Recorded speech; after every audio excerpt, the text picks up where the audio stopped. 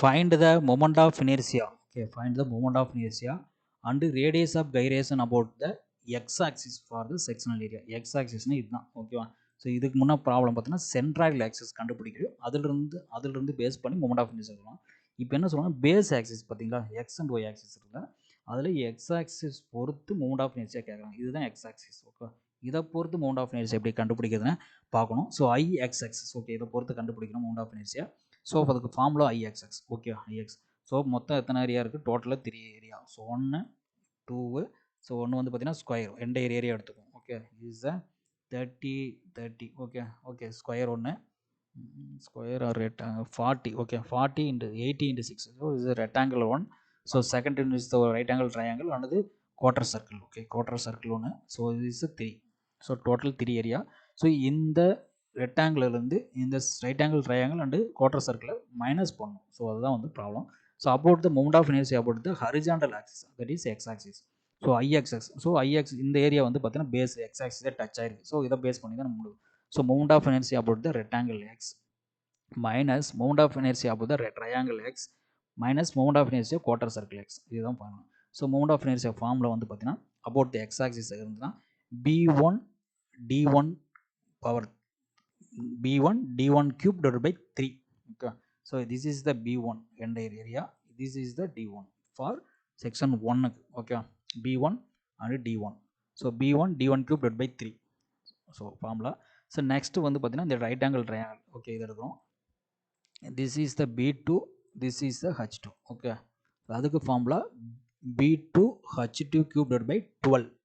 So இது வந்து centroidal axis பொறுத்து இருந்தால் b2 h2 cube divided by 36 வரும். இதே வந்து எக்ஸ் ஆக்சிஸ் பொறுத்து எடுக்கிறோம். புரியுதுங்களா, அதை வந்து அண்டர்ஸ்டாண்ட் பண்ணிக்கணும். இந்த எக்ஸ் ஆக்சிஸ் பொறுத்து எடுக்கிறனால b2 h2 cube divided by 12 வரும். ஸோ அதே மாதிரி இங்கே பார்த்தீங்கன்னா b1 h2 12 வருங்க. ஓகேவா, இங்கே சென்ட்ராய்டல் ஆக்சிஸ். ஸோ அது அபவுட் த எக்ஸ் ஆக்சிஸ்னால தான் b1 d1 cube divided by 3, இங்கே minus b2 h2 cube divided by 12 எடுக்கிறோம். Okay, negative minus sign. ஓகேவா, அடுத்து வந்து பார்த்தீங்கன்னா குவார்டர் சர்க்கிள்.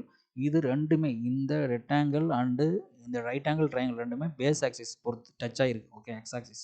ஸோ இது வந்து கொஞ்சம் தள்ளி இருக்குது. ஸோ அப்போ வந்து இதோட டிஸ்டன்ஸ் வந்து நம்ம மோட் ஆஃப் பேரலல் ஆக்சிஸ் தான் யூஸ் பண்ணோம். Minus 0.11.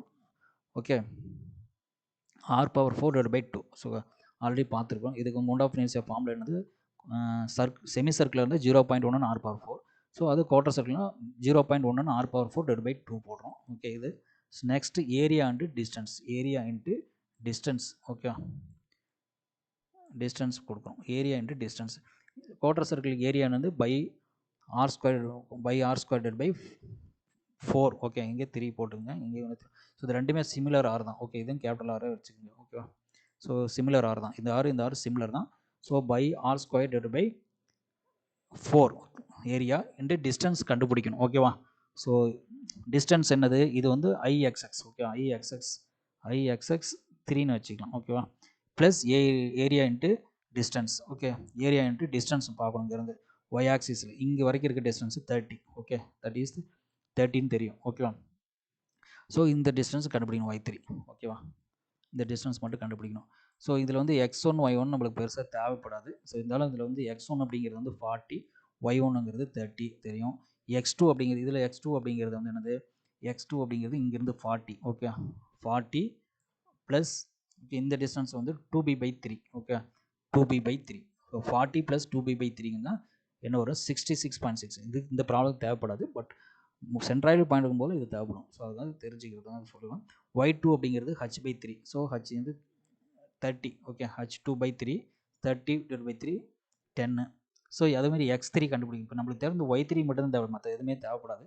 So x3 and y3 ரெண்டுமே தேவைப்படும். ஓகே, நமக்கு தேவை இப்போ x3 y3 தான். இந்த ப்ராப்ளத்துக்கு y3 மட்டும்தான் போதும். அபவுட் த எக்ஸ் ஆக்சிஸ் மட்டும் தான். அது y ஆக்சிஸும் போது நம்மளுக்கு எனது எக்ஸ் தேவைப்படும். எக்ஸ் ஆக்சிஸ்னால y தேவைப்படுது, அவ்வளோதான். சரிங்களா, ஸோ இந்த y3 டிஸ்டன்ஸ் மட்டும் கண்டுபிடிக்கணும். x3 அப்படிங்கிறது வந்து அப்படின்னா இந்த டிஸ்டன்ஸ் போகும். ஸோ அது 4r/3. ஓகே, ஸோ அது 4 into r30/35. ஸோ 12.73 நம்மளுக்கு தேவை. இப்போ y3 மட்டும்தான் தேவைப்படும் இந்த ப்ராப்ளத்துக்கு. ஸோ y3 அப்படிங்கிறது என்னது, இங்கேருந்து கிளம்பு போகணும். இந்த 30 இந்த டிஸ்டன்ஸ் இருக்குது. ஓகே, ஸோ இப்போ என்ன பண்ணால் நம்மளுக்கு இதிலேருந்து இந்த டிஸ்டன்ஸ் நம்மளுக்கு தெரியாது. ஸோ ஓவரால் வந்து டிஸ்டன்ஸ் வந்து 60. ஓகேவா, இதிலிருந்து வர டிஸ்டன்ஸ் நம்மளுக்கு தெரியும், என்னது 4r/3 தெரியும். ஓகேவா, ஸோ இந்த குவார்டர் சர்க்கிள் பார்த்துருப்பீங்க இது மாதிரி. ஓகேவா, ஸோ இந்த மாதிரி இருந்தால் இதை தான் ரெண்டாக பிரிச்சிருக்கோம். ஓகே, இங்கிருந்து வர இங்கிருந்து வர டிஸ்டன்ஸ் வந்து 4r/3πன்னு தெரியும். ஓகேவா? சரிங்களா? இது வந்து 4r/3π. ஸோ இங்கிருந்து நம்ம இந்த டிஸ்டன்ஸ் இங்கே ரீச் ஆகணும். இங்கே ரீச் ஆகிறதுக்கு என்ன பண்ணணும்? இந்த ஓவரால் டிஸ்டன்ஸ் மைனஸ் 4r/3π. ஓகேவா? இந்த டிஸ்டன்ஸ் வந்து 4r/3π. ஸோ 60 மைனஸ் 4r/3π போட்டால் இந்த வரைக்கும் டிஸ்டன்ஸ் கிடச்சிடும். கரெக்டாக? ஓவரால் டிஸ்டன்ஸ் வந்து 60. இங்கே இருக்க overall distance 60 minus 4r/3π. So டிங்கிறது போட்டுருவேன். 60 minus 4r/3π. So 47.27. So X ஆக்சிஸ்லேருந்து இந்த டிஸ்டன்ஸ் ஒயில் டிஸ்டன்ஸ் அப்படிங்கிறது வந்து என்னன்னா 47.27 இந்த சென்டர் பாயிண்ட் போய் ரீச் ஆகும். இந்த y3 மட்டும் நமக்கு தேவைப்படும். ஓகேவா? ஸோ எல்லாமே நம்மளுக்கு தெரியும். B1 D1 ஓகேவா? y3. ஸோ இதெல்லாமே நம்ம ஃபைண்ட் அவுட் பண்ணி வச்சுருக்கிறோம். ஓகேவா? ஸோ இப்போ என்ன பண்ணணும்னா இந்த வேல்யூ எல்லாமே நம்ம போகணும். B1 D1. So B1 is 80, D1 is 60 cube divided by 3. ஓகேவா? அழைச்சிருச்சு.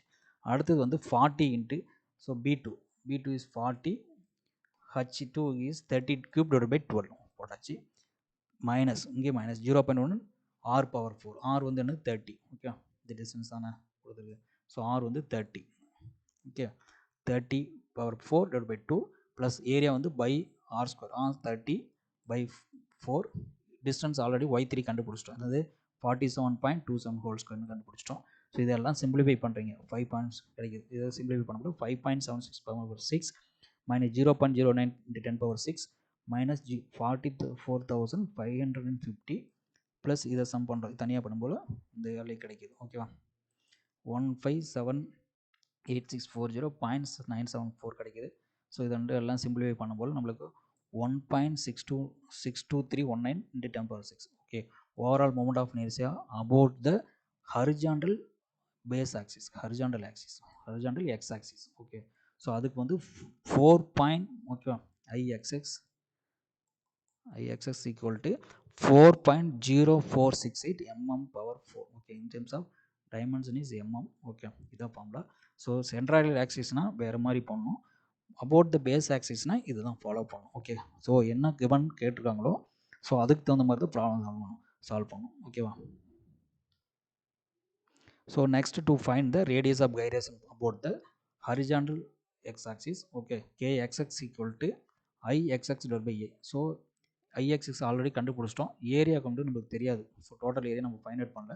ஸோ இப்போ ஏரியா ஃபுல்லாக நம்ம ஃபைண்ட் அவுட் பண்ணிக்கிறோம். Okay, B1 D1 of B2 H2 by r²/4. So இதெல்லாம் சிம்பிளை பண்ணுறோம். ஓகே, ஏரியா கண்டுபிடிக்கிறது.